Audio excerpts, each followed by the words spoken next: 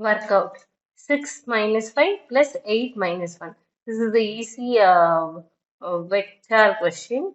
So, in order to add this, what you should do means you simply add the x value. If we are writing like this is x, y.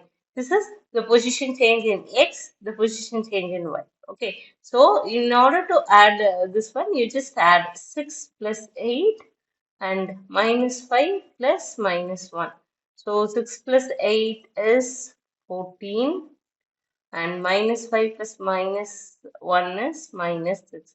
So the answer is 14 minus 6. It is not 14 comma 6. 14 comma 6 means 14 comma minus 6. It is like this. This is coordinate axis, whereas here it is vector. Vector means what is it? Change in x-axis and y-axis. Okay, this is different from this one. So you should not read like this. Okay. The next one is 3 into minus 4, 7. So this is multiplication. Here when you're multiplying, you should multiply this value with both x value and in y value.